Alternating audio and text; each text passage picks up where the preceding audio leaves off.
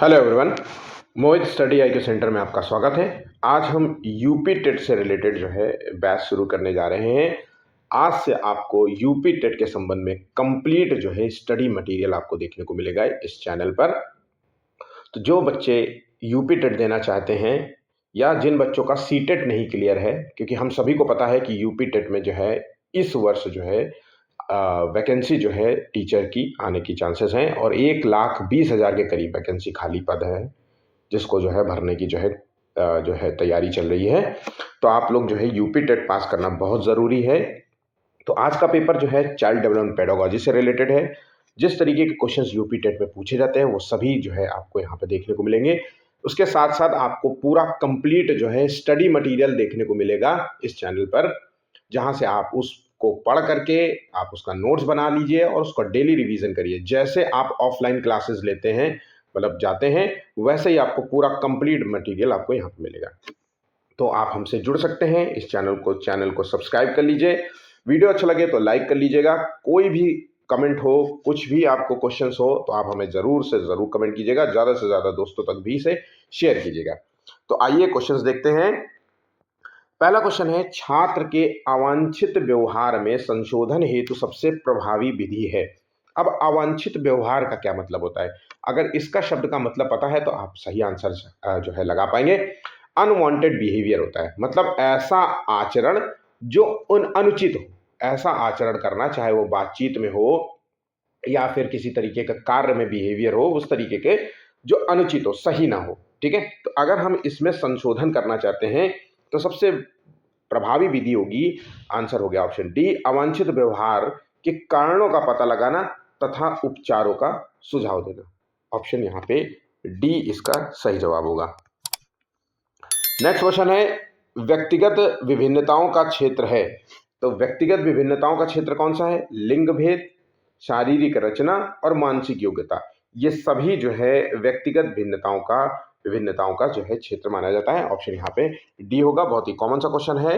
देखिए, सामान्य से क्वेश्चन आते हैं यूपी टेट में, थोड़ा सा पढ़ना पड़ता है, बेसिक चीज़ें पढ़नी पड़ेगी आपको कि किसने कौन सा सिद्धांत दिया था, है ना। वो आप डेली जब पेपर लगाएंगे तो जो है आप ऑटोमेटिकली जो है मतलब आपको तैयार होता चला जाएगा। ठीक है, समावेशी शिक्षा से क्या तात्पर्य है? तो देखिए, समावेशी शिक्षा का मतलब होता है कि ऐसा स्कूल जहाँ पर शिक्षा दी जा रही हो, ऐसा स्कूल जहाँ पे सभी प्रकार के बच्चों को जो है बिना किसी भेदभाव के जो है शिक्षा प्रदान किया जाता है। ठीक है, तो नियमित विद्यालय में सभी प्रकार के बालक का क्या मतलब होता है? जो सामान्य बालक भी हो और विशिष्ट बालक दोनों पढ़ते हो का बिना किसी भेदभाव के स्वागत करता होता है। ऐसा स्कूल जो बिना किसी भेदभाव के इन सभी बच्चों का दाखिला लेता हो और उनको पढ़ाता हो।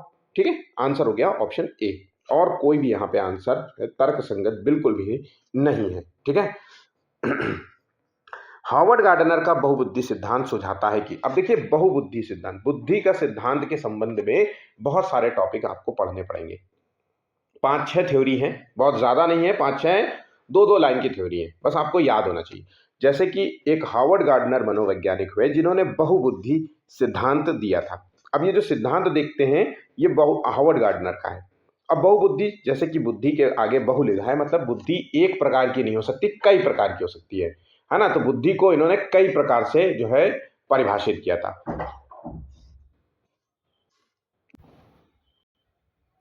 इस सिद्धांत के अंतर्गत बुद्धि के 8 प्रकार बताए गए थे। अब 8 प्रकार क्या हो सकते हैं? अब 8 प्रकार हो सकते हैं कि किसी व्यक्ति की जो है म्यूजिक में अच्छा हो तो उसके अंदर जो है संगीत वाली बुद्धि होगी। कोई व्यक्ति जो है भाषा की समझ अच्छी हो, जैसे कविताएं लिखना या फिर जो है न्यूज़पेपर में जो एडिटिंग होती है ना, वो आर्टिकल्स लिखे जाते हैं, वो सब जो है भाषाई बुद्धि, शेर व शायरी लिखना, कहानियां लिखना, पिक्चरों की कहानियां, तो ये भाषाई बुद्धि के संदर्भ में आ जाती है। किसी में जो है खाली स्थान, नेचर को समझने में, प्रकृति के जो है नेचर को समझने में जो है बुद्धि काम आती है। तो कोई जो है खाली स्थान को समझता है, जैसे आर्किटेक्ट हो गए हमारे। कोई जो है दूसरे के भाव को बहुत अच्छे से समझ लेता है, दूसरों के भाव को। कोई अपने भावों को बहुत अच्छे तरीके से समझता है और कंट्रोल करता है। ठीक है, तो यहाँ पे कुछ इस प्रकार के जो है बुद्धि के जो एग्जाम्पल है। कोई फिजिकल स्ट्रेंथ में बहुत अच्छा है, कोई मैथमेटिकल गणनाओं में अच्छा है, पढ़ाई में, साइंस में अच्छा है ना। तो ये सारी जो है बहुबुद्धि के प्रकार माने जाते हैं। ठीक है, अब आ जाते हैं आंसर की तरफ। तो देखिए, हर बच्चे को प्रत्येक विषय 8 विभिन्न तरीकों से पढ़ाया जाना चाहिए, इस संदर्भ में बहुबुद्धि का सिद्धांत बताया गया नहीं।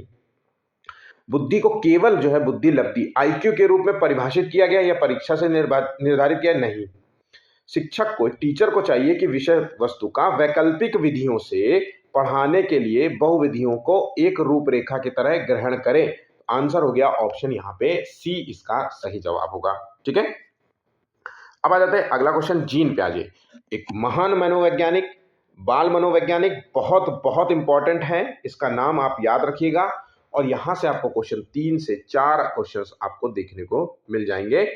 कंप्लीट मटेरियल आपको मैं दूंगा जीन पियाजे से, मतलब इस वीडियो को मैं आपको जीन पियाजे के संदर्भ में बना के दूंगा जब मैं थ्योरी पढ़ाना शुरू करूंगा। तो यकीन मानिए आपको जीन पियाजे के संबंध में अगर कोई भी क्वेश्चन आपका गलत नहीं होगा, इतना बेहतरीन आपको मैं वीडियो दूंगा। अब आ जाते हैं क्वेश्चंस की तरफ आते हैं। जीन पियाजे के अनुसार अधिगम के लिए निम्नलिखित में से क्या आवश्यक है।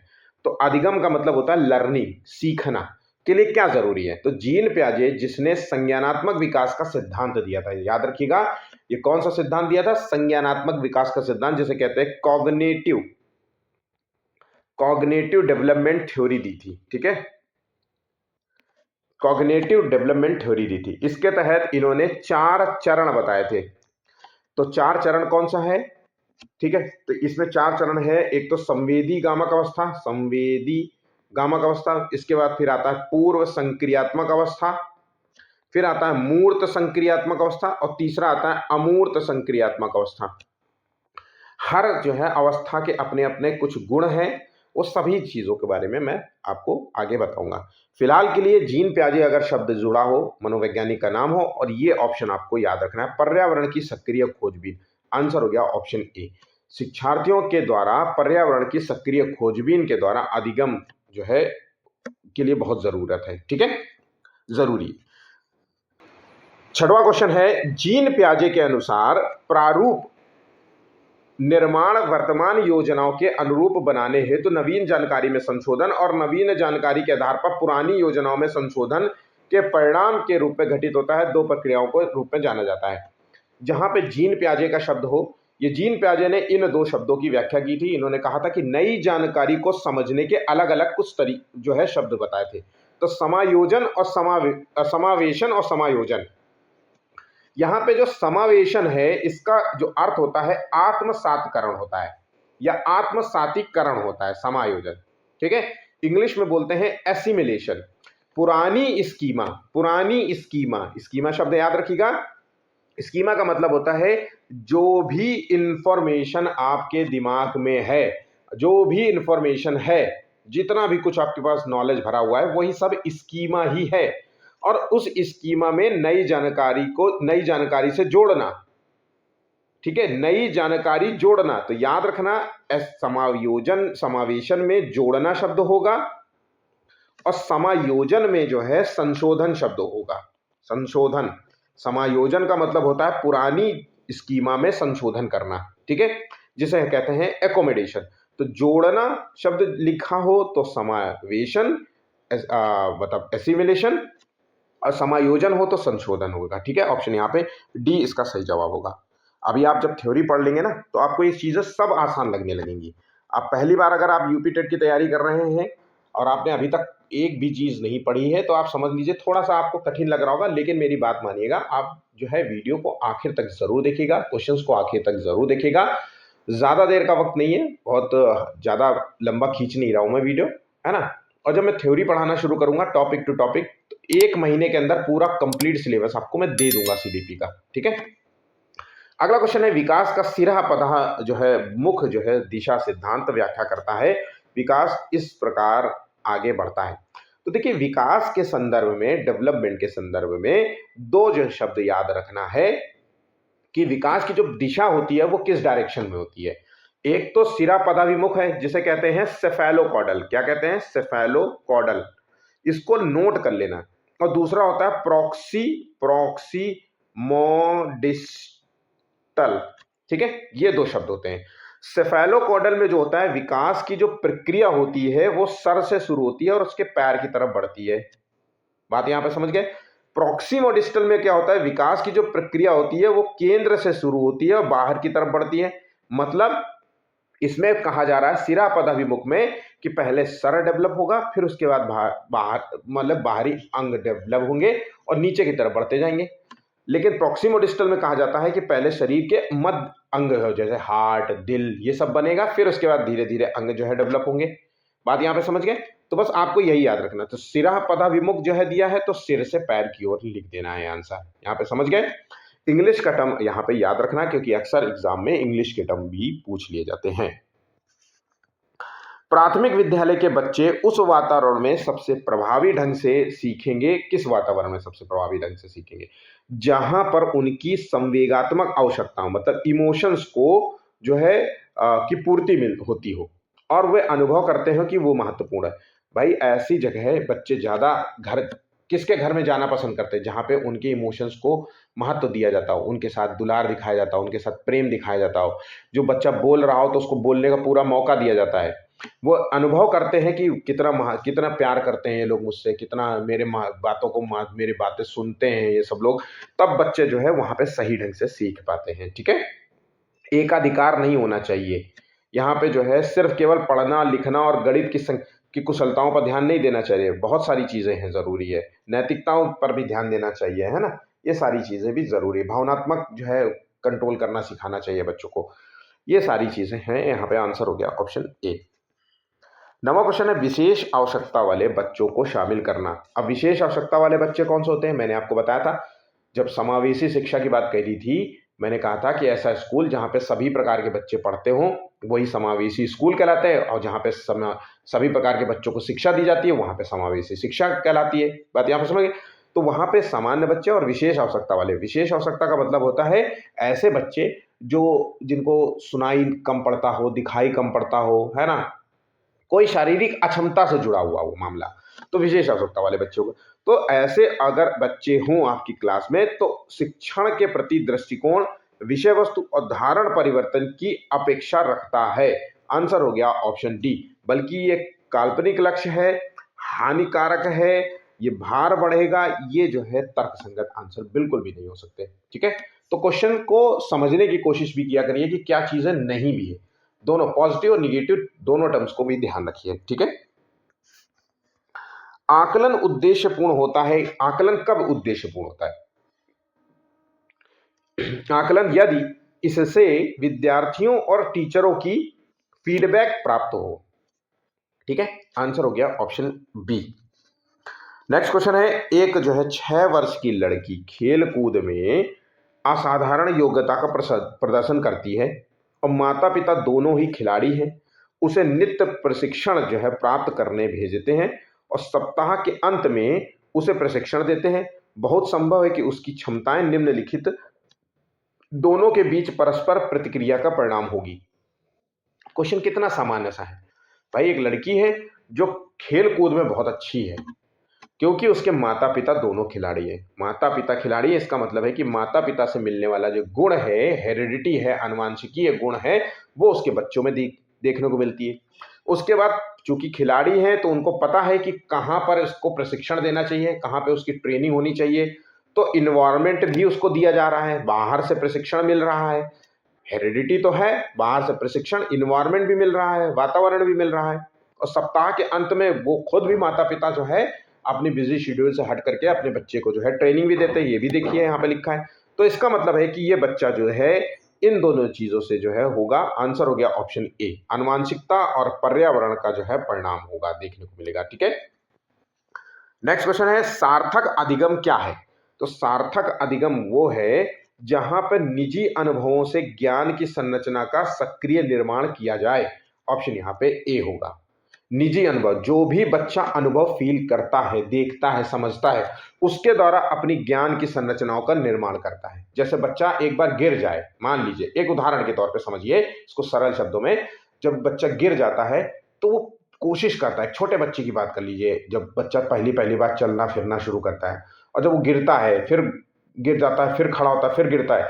तो वो एक कहीं ना कहीं वो अपनी जो है नॉलेज को बढ़ा रहा होता है कि किस तरीके से मैं पैर रखूं, किस तरीके से मैं अपने आपके बैलेंस को बनाऊं। ठीक है, तो यही सक्रिय निर्माण होता है। ये ऐसे ही जो है लर्निंग में भी होता है, बच्चा देखता है, सीखता है, सुनता है, देखता है, सीखता है, फिर ऐसे ऐसे ऐसे करके जो है अपनी जो है ज्ञान की संरचना का निर्माण करता है। ठीक है, तो आंसर आंसर जो होगा वो ऑप्शन ए यहाँ पे सही है। अगला क्वेश्चन है, इस अवस्था में बालकों में नई खोज, किस अवस्था में बालकों में नई खोज करने की और घूमने की प्रवृत्ति बहुत अधिक बढ़ जाती है। अब बालकों की अगर अवस्थाओं की बात करें तो पहली अवस्था तो हम सभी को पता है कि भ्रूण वाली अवस्था होती है ना। फिर दूसरी आ जाती है शैशव अवस्था होती है। फिर तीसरी आ जाती है कि बाल्यावस्था हो जाती है। फिर आ जाती किशोरावस्था होती है। ठीक है, ये आपको अच्छे तरीके से याद होना चाहिए। बात यहाँ पे समझ गए। अब देखिए भ्रूण वाली अवस्था तो ये होती है कि भाई पेट में गर्भ में बच्चा आया और उसके बाद 9 महीने के बाद जो है वो शैशवा काल में होता है। शैशवा काल जो होता है 0 से 2 वर्ष का माना जाता है। ठीक है, अब यहाँ पे कह रहा है बालकों में नई खोज करने की प्रवृत्ति होगी, तो इसका मतलब है कि शैशवावस्था में बच्चा तो नई खोज करना नहीं है, घूमने की प्रवृत्ति तो उसके अंदर नहीं। बाल्यावस्था एक ऐसी अवस्था होती है जहां पे बच्चे में खोजबीन करने की जिज्ञासा ज्यादा हो जाती है।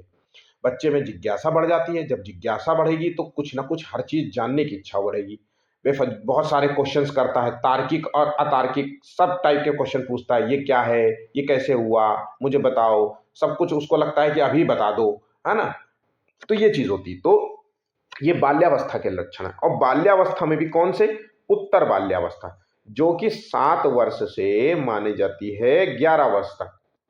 तो 7 वर्ष से जब आपका बच्चा क्लास 1 में हो जाता है, क्लास 1 में होता है, क्लास 2 में होता है, तब ये अवस्था आती है, तब बच्चे के अंदर जो है जिज्ञासा जान मतलब क्योंकि जिज्ञासु हो जाता है। ठीक है, यहाँ पे समझ गए।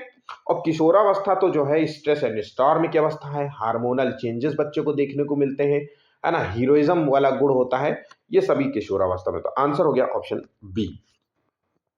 मैं जो बातें आपको बता रहा हूं बिल्कुल सरल भाषा में बता रहा हूं, ये मत सोचिएगा कि इसके आगे भी कुछ बताना होगा, इसके आगे कुछ भी नहीं है, मैं आपको सीधे सीधे बता रहा हूं आपको, है ना। आप मेरे 10 पेपर लगाएंगे, 10 से आपको बहुत सारा जो है जो बिल्कुल भी नील है, मतलब सीटेट के टेट के संदर्भ में जिनको कुछ भी नहीं पता है, वो बस आप भरोसा करते हुए पेपर लगाते जाइए। ठीक है, विकास शुरू होता है। अब विकास की प्रक्रिया कहां से शुरू होती है भाई? विकास की प्रक्रिया प्रसवपूर्ण अवस्था से शुरू होती है, जब बच्चे के अंदर भ्रूण बनता है ना, तब से शुरू होती है। और फिर उसकी ये विकास की प्रक्रिया कब तक चलती रहती है? उसके मरने तक चलती रहती है। भ्रूण से शुरू होती है, वोम्ब से शुरू होती है और उसके जो है टोम्ब तक चलती है, या मरने तक चलती है। ठीक है, मरने तक चलती है, अर्थी तक चलती है, दाह संस्कार तक चलती है, ऐसा समझिए। ठीक है, और निरंतर चलती है, ऐसा निरंतरता का प्रमाण है। तो आंसर हो गया ऑप्शन यहाँ पे बी। पीढ़ी दर पीढ़ी स्थानांतरित होने वाले गुणों को क्या कहा जाता है? तो पीढ़ी दर पीढ़ी स्थानांतरित होने वाले गुणों को आनुवांशिक गुण कहा जाता है। आंसर हो गया ऑप्शन डी, हेरिडिटी जिसे कहते हैं। अब हेरिडिटी का मतलब होता है माता पिता से मिलने वाले बच्चे में गुण। माता पिता के अंदर कुछ गुण होते हैं, वो चाहे इंटेलेक्चुअल हो, शारीरिक बनावट हो। आप देखिए माता पिता से जो है बच्चा मेल खाता है, उसकी शारीरिक बनावट मेल खाती है, उसका चेहरा मेल खाता है ना। कई बार अंगों में कहीं कोई जो है तिल मोल होता है, तो वो भी आपको बच्चे में दिखता है, ये जेनेटिकली होता है। ये इसी की बात कर रहा है यहाँ पे। ठीक है, नेक्स्ट क्वेश्चन है, सबसे अधिक गहन और जटिल जो है समाजीकरण होता है। अब देखिए मैंने कहा सबसे अधिक गहन और जटिल समाजीकरण की प्रक्रिया होता है, जहां पे बच्चा बहुत जल्दी गलत आदतें सीख लेता है, बहुत अगर उसको सही से जो है परवरिश ना दी जाए तो बिगड़ने के पूरे चांसेस रहते हैं। तो ये अवस्था कहलाती है किशोरावस्था, जो कि मानी जाती है 11 वर्ष से अधिक की अवस्था। तो ये जटिल क्यों है? क्योंकि इस अवस्था को स्टैनली हॉल ने स्ट्रेस एंड स्टॉर्म की अवस्था कहा है, मतलब तनाव और तूफान की अवस्था का नाम दिया है। इस अवस्था में जो है बच्चे में जो है बहुत कुछ जो है शारीरिक चेंजेस देखने को मिलते हैं, हार्मोनल चेंजेस को मिलते हैं, हीरोइज्म वाला गुण होता है ना। वो चाहता है कि दोस्त उसको हीरो समझें, हीरो माने, अपने ग्रुप का मेन हिस्सा माने, बेस्ट फ्रेंड, इस तरीके की कुछ बातें आपको अक्सर जो है समझ में आती होंगी। तो ये किशोरावस्था से रिलेट करिएगा। आंसर हो गया ऑप्शन यहाँ पे ए इसका सही जवाब होगा। निम्नलिखित में से किसने जो है नैतिक विकास की अवस्था का सिद्धांत दिया था? अब नैतिक विकास की अवस्था की बात हो रही है तो सीधा सीधा आंसर हो गया लॉरेंस कोहलबर्ग। लॉरेंस कोहलबर्ग ने नैतिक विकास का सिद्धांत दिया था। इसके तहत इन्होंने बताया था कि नैतिक विकास के 3 चरण होते हैं। पूर्व जो है कन्वेंशनल लेवल जिसे कहते हैं, है ना, पूर्व संक्रियात्मक अवस्था और संक्रियात्मक अवस्था, ठीक है, और पश्चात जो है संक्रियात्मक, pre conventional level, conventional level और पोस्ट कन्वेंशनल लेवल। ठीक है, प्री कन्वेंशनल लेवल में बच्चे में नैतिकता नहीं होती है। जो भी नैतिकता मिलती है बाहर से दी जाती है। मतलब बाहर से कैसे मिलेगी? माता पिता उसको बताएंगे कि ये गलत बात होती है।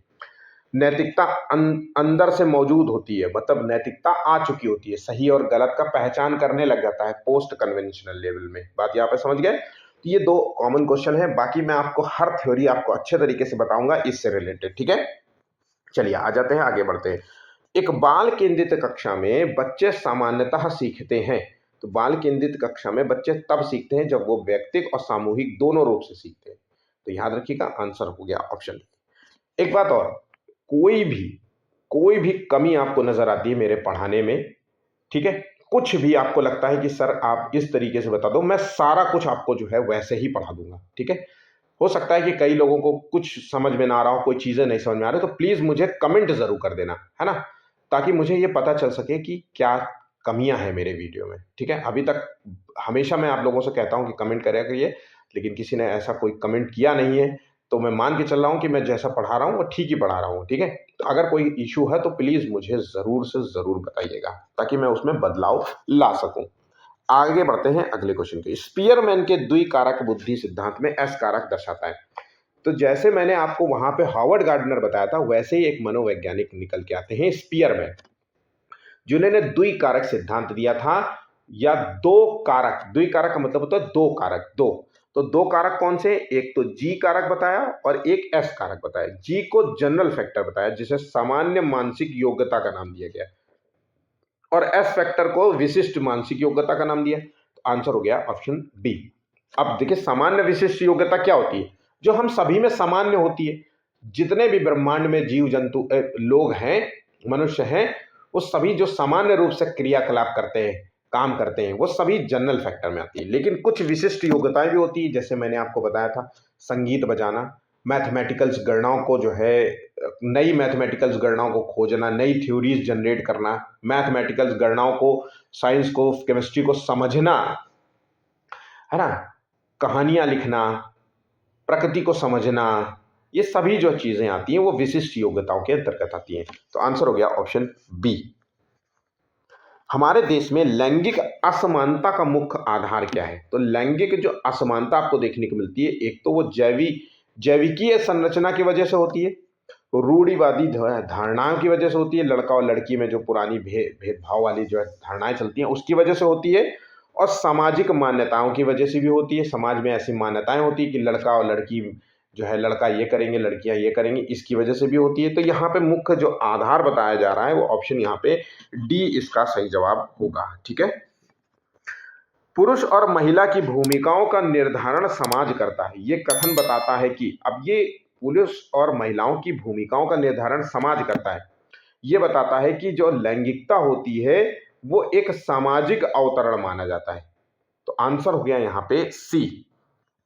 ठीक है, अगला क्वेश्चन है, लड़कियों को भाषाओं और कलाओं को अपनाने के लिए प्रोत्साहित करना और गणित और विज्ञान को अपनाने के लिए उन्हें हतोत्साहित करना एक उदाहरण माना जाएगा। मतलब कहा जा रहा है कि लड़कियों को कहना कि भाई वो आर्ट्स जो है ले, भाषा का ज्ञान जो है सीखें, होम साइंस सीखें, इस तरीके की चीज़ों के लिए प्रोत्साहित करना चाहिए, और मैथ और विज्ञान से इनका कोई संबंध नहीं है, इसको नहीं यूज़ करना चाहिए, इसका नहीं जो है इसका ज्ञान नहीं लेना चाहिए। तो इस तरीके के अगर हो तो ये जेंडर भेदभाव को दर्शाता है। स्थिरता, सशक्तिकरण और समानता से नहीं है, ये जेंडर भेदभाव से संबंध में है। ऑप्शन है यहाँ पे सी सही होगा। मूल्यांकन जो है, असेसमेंट का मुख्य उद्देश्य होना चाहिए। तो मूल्यांकन का मुख्य उद्देश्य क्या होता है? सीखने में होने वाली कमियों का पता लगाना और फिर उसका निदान करना और उपचार करना। आंसर हो गया ऑप्शन सी यहां पे सही जवाब होगा। ठीक है, किसी बच्चे का आप जब मूल्यांकन करते हैं तो क्यों करते हैं कि भाई ये पता लगाया जा सके कि उसके अंदर क्या कमियां हैं, और फिर कमियों को जब आप जान जाते हैं तो उसका उपचार करते हैं। ठीक है, डायग्नोज करते हैं। बात यहां पे समझ गए। केवल कागज पेंसिल जांचों द्वारा आकलन जो है वो क्या होता है? देखिए, केवल केवल शब्द है तो इसका मतलब है कहीं ना कहीं आकलन जो है सीमित हो जाएगा, तो आकलन को सीमित कर देता है। आंसर हो गया ऑप्शन डी। ठीक है, होना चाहिए कि कागज पेंसिल के साथ साथ जो है पर्सनल इंटरव्यू भी लीजिए बच्चे का। ठीक है, ताकि जो है आकलन को पूरी तरीके से जो है वो किया जा सके, समझा जा सके। ठीक है, बच्चे का आकलन किया जा सके कंप्लीट। ठीक है, आलोचनात्मक चिंतन का क्या अर्थ होता है? तो आलोचनात्मक चिंतन सकारात्मक चिंतन और नकारात्मक चिंतन दोनों होता है। तो आंसर हो गया ऑप्शन सी यहां पे सही होगा। निम्नलिखित में से मौखिक रूप से सीखने की असक्तता कौन सी है? तो मौखिक रूप से सीखने की असक्तता, ठीक है, वो अफिज्या कहलाती है। ऐसे बच्चे, ठीक है, जिस अफिज्या से पीड़ित बच्चों को जो है हमें एक्टिविटी बेस्ड लर्निंग देनी पड़ती है। एक्टिविटी बेस्ड जो है लर्निंग दी जाती है, ये बात याद रखिएगा। डिस्ग्राफिया में क्या होता है? बच्चे में लेखन विकार होता है, उस शब्दों को सही से नहीं लिख पाता। जैसे बी को उल्टा बी लिख देगा आपने, सी को उल्टा सी लिख देंगे। आपने अक्सर देखा होगा कि बच्चे उल्टा शब्द लिख देते हैं, तो वो डिस्ग्राफिया हो। ये कुछ समय के लिए रहता है। अब अगर आप धीरे धीरे उस पर ध्यान देंगे तो बच्चा जो है आगे 3 4 5 साल में जो है शब्दों को सही लिखने लग जाएगा। डिस्कैल्कुलिया में क्या होता है कि बच्चे में जो है गणना संबंधी विकार होता है, वो मैथमेटिकल गणनाओं को जल्दी नहीं समझ पाता है ना, तो ये होता है। और डिसलेक्सिया में क्या होता है? ये पठन विकार है, यहाँ पे शब्दों को पढ़ नहीं पाता है वो। ठीक है, तो यहाँ पे मौखिक रूप से जो सीखने की अक्षमता दर्शा रहा है वो है अफेज्या। सृजनात्मक उत्तरों के लिए क्या जरूरी है? तो सृजनात्मक उत्तर मतलब क्रिएटिव आंसर। क्रिएटिव आंसर के लिए जरूरी है कि क्वेश्चन जो है वो मुक्त उत्तर वाले प्रश्न हो, ऐसे प्रश्न जिसके कई उत्तर जो है दिए जा सके। जैसे पर्यावरण प्रदूषण के कारकों के बारे में बताएं। अब इसके बारे में अगर आपने सुना तो आप मान लीजिए 5 लोग हैं और आपसे मैंने ये क्वेश्चन पूछा, तो आप बताएंगे, कोई कहेगा पर्यावरण प्रदूषण जो है वो जो है संभवतः फैलता, हमेशा फैलता है मृदा प्रदूषण के कारण, कोई कहेगा ध्वनि प्रदूषण के कारण, कोई कहेगा वायु प्रदूषण के कारण, है ना, कोई कहेगा जो वेस्टेज होता है, जो इलेक्ट्रॉनिक वेस्ट होता है उसकी वजह से भी प्रदूषण फैलता है, या जल प्रदूषण के संदर्भ में पूछ लिया जाए, बहुत सारे। तो इसमें सबके आंसर अपने होंगे, अपने अपने तरीके के होंगे, अपनी अपनी भाषा होगी उसकी। तो यही होता है सृजनात्मक उत्तर की पहचान। जैसे आप 27वां क्वेश्चन नंबर जो क्वेश्चन नंबर जो 27 है, वो एक जो है बंद उत्तर वाला प्रश्न है। बंद उत्तर, ध्यान रखिएगा, बंद उत्तर जिसको कहते हैं अभिसारी प्रश्न, ये एक अभिसारी प्रश्न है। और जब मुक्त उत्तर की बात करें तो ये एक अपसारी प्रश्न हो जाता है। अपसारी प्रश्न जिसके कई उत्तर, संभावित उत्तर दिए जा सकते हैं। इसका केवल ऑब्जेक्टिव टाइप के जो क्वेश्चन होते हैं वो अभिसारी प्रश्न होते हैं। यहां पे समझ गए? 2 से 6 वर्ष की अवधि को क्या कहा जाता है? 2 से 6 वर्ष, जबकि पता है आपको शैशवावस्था 0 से 2 वर्ष होती है, तो 2 से 6 वर्ष जो होती है प्रारंभिक जो है बाल्यावस्था मानी जाती है, 2 से 6 वर्ष। उसके बाद मध्य बचपन जिसे कहते हैं हम जो है उत्तर बाल्यावस्था, तो ये 7 से 11 वर्ष होती है। किशोरावस्था 11 वर्ष से अधिक की होती है। तो आंसर यहाँ पे ऑप्शन सी यहाँ पे सही होगा। विकास कभी न समाप्त होने वाली प्रक्रिया का नाम है। यह विचार किससे संबंधित है? विकास कभी नहीं समाप्त होता, मतलब ये निरंतरता का सिद्धांत पर कार्य करती है। निरंतर, ये वोम्ब गर्भ से शुरू होती है और व्यक्ति के कब्र तक चलती रहती है। कब्र तक चलती रहती है, टॉम्ब तक, मतलब कब्र को टॉम्ब कहते हैं। तो वोम्ब मतलब उसके गर्भ से शुरू होती है और उसके मरने तक चलती रहती है। व्यक्ति की जो विकास की प्रक्रिया होती है निरंतर चलती रहती है, तो ये निरंतरता के सिद्धांत पर कार्य करती है। आंसर हो गया ऑप्शन बी यहाँ पे सही जवाब होगा। समाजीकरण का क्या अर्थ होता है? तो समाजीकरण का मतलब होता है कि सामाजिक मानदंडों के विरुद्ध विद्रोह करना या फिर समाज में समायोजित होना। तो आंसर हो गया ऑप्शन बी यहाँ पे सही। कठोर रूप से समाज के मानदंडों को पालन करना, विद्रोह करना और सामाजिक विविधता को समझना या समाज में जो है तालमेल बिठाना, उनके साथ मेलजोल बिठाए रखना, समायोजित हो जाना। आंसर हो गया ऑप्शन सी। तो कुछ इस प्रकार से आपको जो है सीडीपी में क्वेश्चंस देखने को मिलेंगे। वीडियो अच्छा लगा हो तो प्लीज लाइक जरूर करिएगा। कोई भी कमेंट हो, कुछ भी हो, आप हमें जरूर कमेंट कीजिएगा, शेयर कीजिए, और चैनल को सब्सक्राइब नहीं किया तो प्लीज चैनल को भी सब्सक्राइब कर लीजिए। ठीक है, धन्यवाद।